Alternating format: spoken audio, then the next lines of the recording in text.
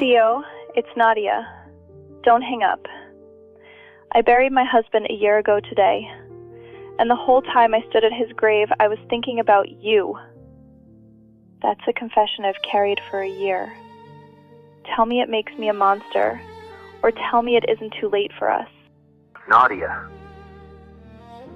22 years, and that's the first thing you say to me? God, I'm sitting here holding a photo of us at 17. I haven't touched a phone this shaky since. I know exactly how this looks. Please just don't put the phone down yet. A year, Nadia. You buried him a year ago, and you're calling me tonight. The exact night. So which is it? Do you miss him, or do you just finally have no ring in the way? That's not fair. We were 17, Theo. You had a scholarship an ocean away, and I had a father who'd have thrown me out for loving a boy like you. A boy like me? You never even fought. You just looked at me one morning and said you didn't feel it anymore. 22 years I've replayed that face. You think that was easy for me? You got on that plane and I went home and I couldn't breathe for a year. Don't tell me I never fought. You have no idea what it cost me. Then tell me, because from where I'm sitting, you moved on in 6 months and married a good man with a good job. I was the practice round. Don't you dare call Marcus a practice round. He was the best man I ever knew. I loved him.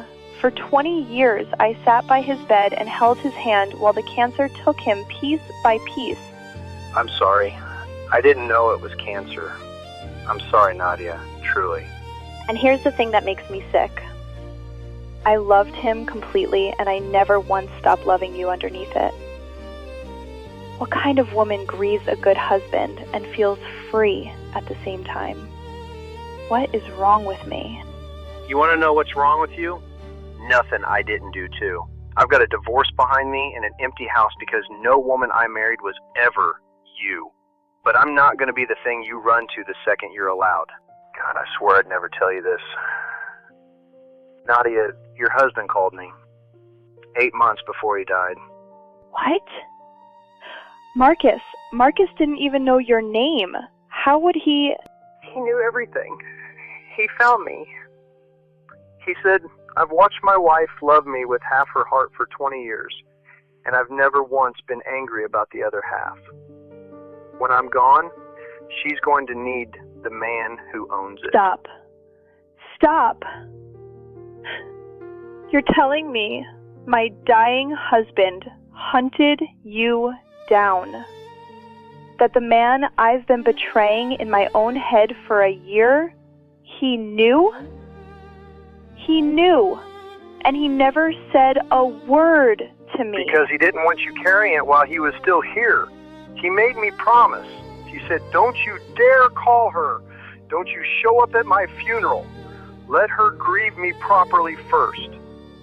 So I've sat in this house for a year, Nadia, honoring a dead man's rules. Then you should know the whole truth, too. The morning I told you I didn't feel it anymore, I was lying, Theo. It was the biggest lie of my life. What are you saying to me right now? You were going to give up that scholarship for me. You have your ticket in your hand and you said you'd stay. So I made you hate me. I looked you in the eye and I killed it so you'd get on the plane and go be everything you became. I pushed you onto it. 22 years? You let me hate you for 22 years to buy me a life I'd have traded in a heartbeat to keep you? You had no right, Nadia. You had no right to choose that for me. I know. I've spent my whole life letting the people I love go and calling it kindness. Him. You. I don't know how to just keep something, keep someone. I'm terrified. I've forgotten how. Nadia, there's a letter. Marcus posted it to me. It says, give her a year. Let her mourn me like I deserve. Then, Theo, go and get her. She was always going to be yours. I was just lucky enough to borrow her. A year. He said a year. Theo, do you know what today is? It's been exactly 1 year. To the day. I know what today is. I've had my coat by the door since this morning. I wasn't going to call, I swore. I let you decide. And then the phone rang. So I'm asking you the thing I called to ask. Is it too late for us, Theo? After everything I did, is it too late? No, it was never too late. It's just late. And I'm done pretending I can live in a house that isn't yours. Then come. But we don't erase him, Theo. We carry him. He gave us this. I've spent my whole life letting love go. I want to find out what it feels like to finally let it stay. A woman who buried a good husband and hated herself for the part of her heart that never belonged to him. She thought calling her first love a year later made her a monster. What she didn't know was that the dying man had already forgiven her.